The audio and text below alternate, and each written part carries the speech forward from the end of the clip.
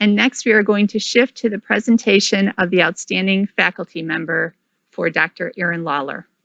Well, Dr. Sobek and I are really excited to personally present Dr. Erin Lawler with a plaque recognizing him as the 2020 Outstanding Faculty Member at Wabansie Community College. And as you know, normally we would all be together making this presentation, and so we were excited that we would have a chance today to do this personally with Dr. Lawler. Dr. Lawler has served Wabansie Community College since 2012 and since 2015 as a full-time faculty member in humanities. He has also had a really big year in 2020 because in addition to this award, he also completed and defended his dissertation and has earned his doctorate this past spring. And in response to his nomination for outstanding faculty, Dr. Lawler talked about education as a sacred act. He has talked about how his mentors helped him to see the importance and the power of education, and that education has the ability to change individuals' lives and make the world a better place. He also is very inventive with his instructional strategies, and I think you can all agree that at a time like this, that's especially important. And Dr. Lawler works to develop students' problem solving and creative thinking, and he does this through his curriculum and through his instructional design. He has also contributed a great deal to the college community and to his students. He has served as an advisor to Phi Theta Kappa, the Gamers Club, Alpha Sigma Lambda, and Students for a Diverse Society. He also serves on the Wabansie Cares Food Insecurity Committee, the Textbook Affordability Task Force, and other college committees. So I hope you all will join Dr. Sobek and I in congratulating Dr. Erin Lawler as the 2020 Outstanding Faculty. Congratulations, Dr. Erin Lawler, and in the spirit of physical distancing. Thank you so much. Thank you. This is a wonderful honor. I'm truly grateful for it, and I'm looking forward to an exciting school year. Thank you so much. Congratulations. Now that we've had an opportunity to see the presentation of the Outstanding Faculty Plaque to Dr. Erin Lawler, we will take a moment to hear directly from him. Good afternoon, everyone. Thank you so much for that really kind introduction, and thank you for this wonderful honor. When Dr. Nyhammer called me and let me know that I had been selected, I was immediately overwhelmed and a little nervous, because the first thing I thought in my head was, I don't want to talk at orientation. And it's not that I don't want to talk at orientation. It's a great privilege to be here. It's that I work with such amazing people, such awe-inspiring people, and I was just wondering, like, what could I add to that conversation? So I decided I was just going to be really honest and upfront, right? I'm incredibly humbled and honored to have been selected. And if there's any skill or craft that I have as an educator, I owe it to three things. The first thing is I've had wonderful, inspiring, influential mentors, my graduate school mentors, my parents who have always been in my corner, and my wife who's always been by my side. The second thing is I work in an amazing place. I have an amazing job with all of these awe-inspiring people. And to count myself among them, I feel very lucky and feel very blessed, right? Some of my best friends are these amazing teachers that I aspire to be like.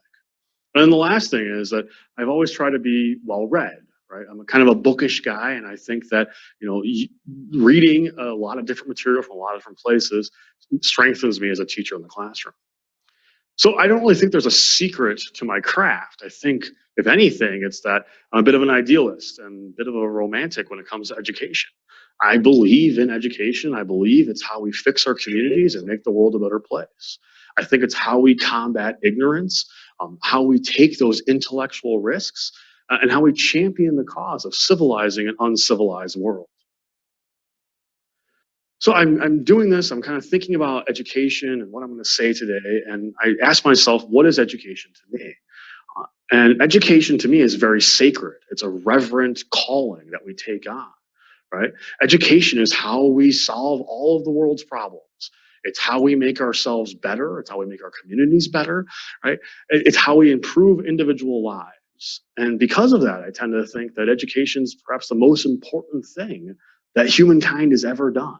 As a species, as a culture, as a society, education is the most important task we can do. And because of that, I think schools should be these meccas where we celebrate great learning. And professors and students, when they leave, they come back and they return to share what they've learned about the world and how they use the information they've gathered at college. So I had this kind of lofty way of thinking about education, but I think there's kind of a disconnect between that idea and how we actually speak about education, especially in our society. Right? I think that society paints a much different purpose and different idea about what education is. Right? And so I have to wonder, do we as faculty and as staff, as administrators and as students, do we fall for these myths about what education is? And I think the foremost of these myths is this idea that you go to college to be successful. You go to college to get a good job, and when you have a good job and you're successful at that job, then you're fulfilled. You feel happy. And although I'm not the first to question this, I have to wonder, is that why we go to college? Is that what college is for? So as I was kind of looking through and trying to answer this question for myself, I kept coming upon this metaphor, right? This metaphor as an answer for why do we go to college? And that metaphor was mountains, which can be kind of cliche, right?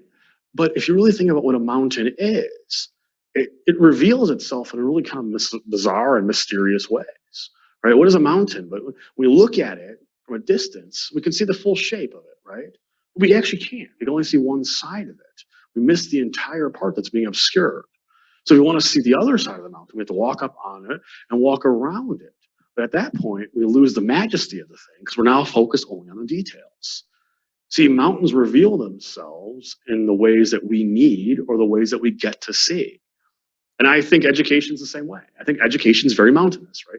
From a distance, we can see what education looks like, but it's obscured. It's obscured by the parts behind it and the things that happen behind the scenes. So if we get up on it and try to analyze the details, we might get a better understanding of it up close. We lose the whole majesty of what education means. So again, I think education is kind of this mountainous thing. So that's what led me to my answer. My answer was this idea of crossing the three mountains. So I wanted to start with Matsuo Basho. So if you're not familiar with Basho, Basho is widely considered the most famous or most significant painter poet in Japanese culture and Japanese history. And he's incredibly inspiring and his works are truly moving. Right? And I thought I'd start with Basho because he not only wrote about nature, but he also experienced it. Right. So he goes through kind of this melancholy or this depression. He struggles a little bit and he decides he's going to go on this journey. And as this journey up into the northern wilds of Japan, this very uncivilized territory, to try to find himself. And he crosses the three mountains of Diwa, which these mountains are very sacred in Japanese culture. They're believed to be the first ones worshipped in Japanese religion, Shinto. Right, so he crosses the three mountains of Diwa, and he's doing so. He keeps these travel logs, and in these travel logs, he records his thoughts. He writes down his haikus, and he collects these paintings. And his hope is that when his viewers and his readers look at his travel logs, by doing so, they'll be transported mentally into a kind of a special state of peace and bliss, right? So by reading this or by experiencing his travel logs, his goal was to kind of get you to meditate and then change your outlook. And one example of this is one of my favorite passages from it, and that is this passage: "The peaks of clouds have crumbled into fragments, the moonlit mountains." So mountains continue to be this metaphor for my question. And I came across a contemporary author, David Brooks, who also spoke of mountains, right? So David Brooks is a PBS NewsHour co-host. He's also a writer for the New York Times. And he wrote recently The Second Mountain, The Quest for a Moral Life. So in it, what he's discussing is these mountains that kind of serve as metaphors for how society sets up our challenges and the way to be fulfilled. And so for him, the first mountain is this idea of personal goals, right? That achievement is what success is all about, right? And so our society tells us that you go to college, you become successful, and then you'll walk out fulfilled and happy, right? And this is his identity of the identification of the first mountain. In order to surmount that first mountain, you need to be ambitious and seek achievement, and that's the goal of life. But when we look at what college is, then, is college is kind of set up, or at least we say it is set up for this first mountain, right? College is set up for you to give you the roadmap to make it over the first mountain. But Brooks asks, but what if it isn't? What if it's incomplete? See, what happens is Brooks talks about his personal life, and he's achieved this great success, right? He's on TV, he's a syndicated columnist, right? So he's got this great personal success and professional success, but he still feels very empty. He goes through a lot of personal tragedy, and that kind of awakens him up to the fact that he really isn't fulfilled. So when he gets over that first mountain, he recognizes that he's actually in a valley because there's a whole other mountain that exists beyond that. And this is that second mountain. And for him, that second mountain is living for relationships, right? So he's pulling from the ancients, philosophers, religious teachers, spirituality, and he's come to this conclusion that if you want to live a fulfilled life, you have to live for relationships. See, Brooks also talks about college students, right? In a couple of his books and his writings, he talks about what happens when college students graduate. And when college students graduate, they typically ask the same question, and that is, what should I do with my life, right? And colleges, especially like during graduation ceremonies and things like that, tend to give the same response. And that response is, well, you can do whatever you want. The world is your oyster.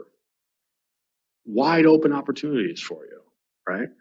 And that's because you've got this college degree. You can go out and conquer the world, which sounds like great advice, except for it's pretty overwhelming if you really think about that. Like that puts a lot of pressure on that college student, right? It's basically saying, all right, kid, you did what you're supposed to do. Okay, go out there and make something of yourself. Well, there's a lot of anxiety to that. And that made me think, is it possible they're asking the wrong question? And is it possible we're giving them the wrong answer? Right? Because I started wondering, well, what if the question isn't what should I do with my life, but what should I devote myself to? What should I commit myself to? And the answer then would be living for relationships.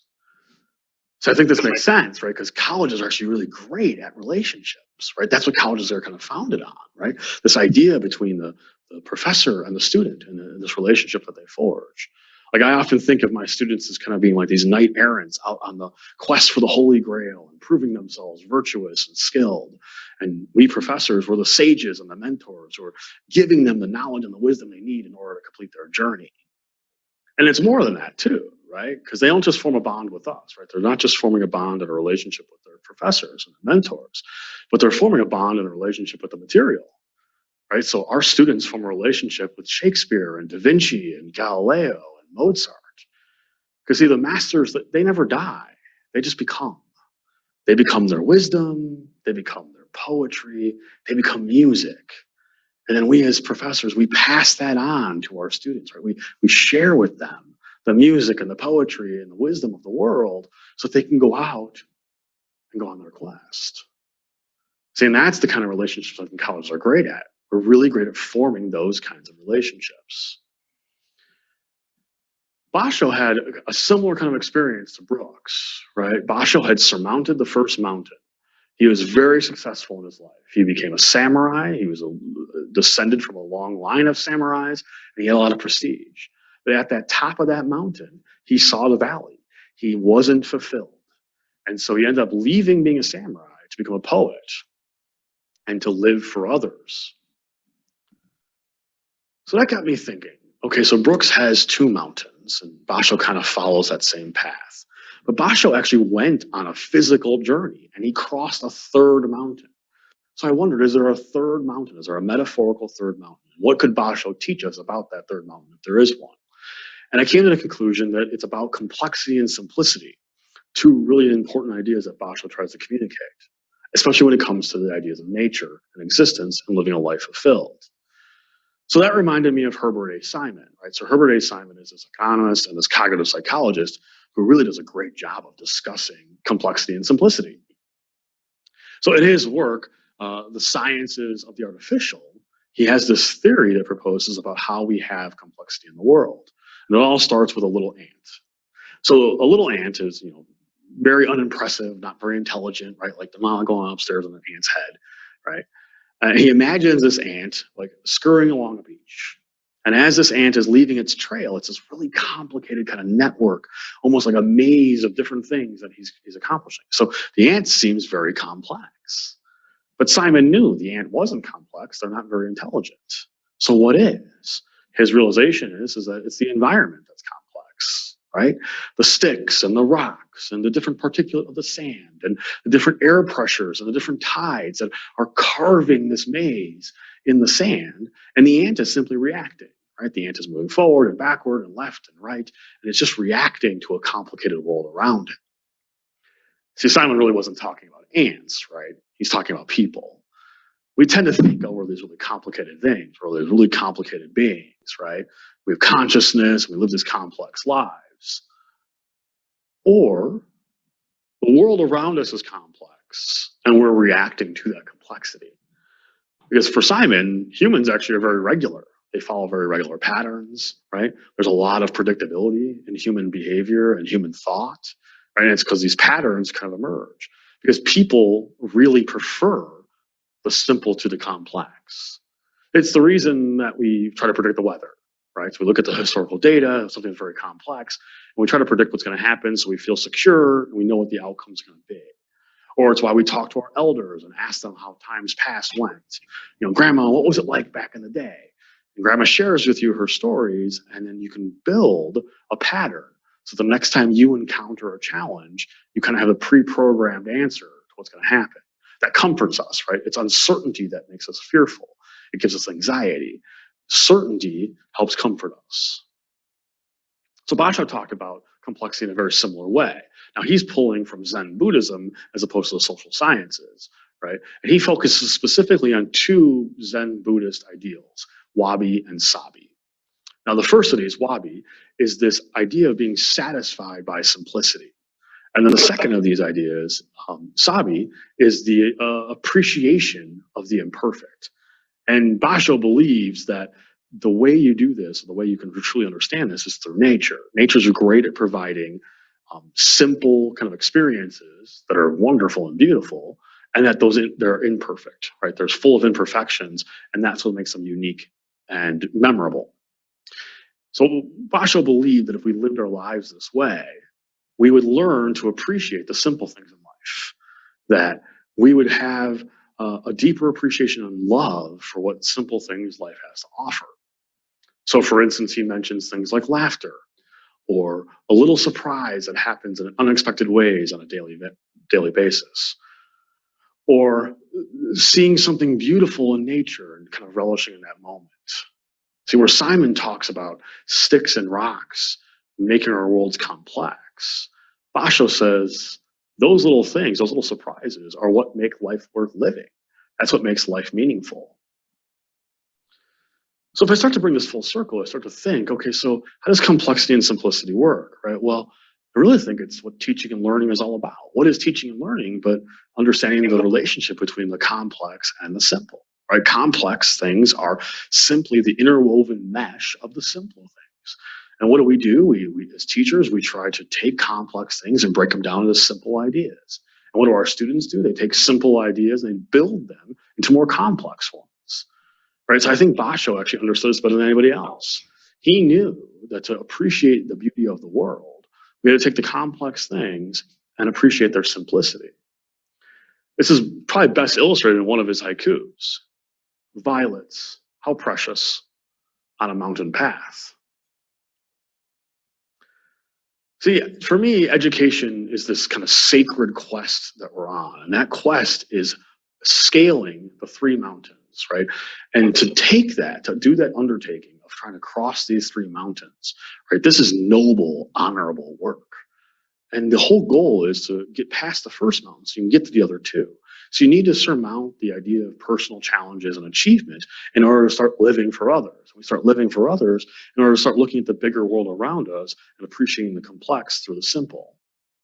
So I think college is where we learn to do this. I think colleges are great at providing the roadmap for crossing each of the mountains. And that's why I continue to say I think these institutions should be cathedrals. They're reverent, they're sacred. The process of education and being an educator is a sacred task, right? It's a sacred calling, and we should treat it as such. So I always ask my students, what are your takeaways from, today's ideas?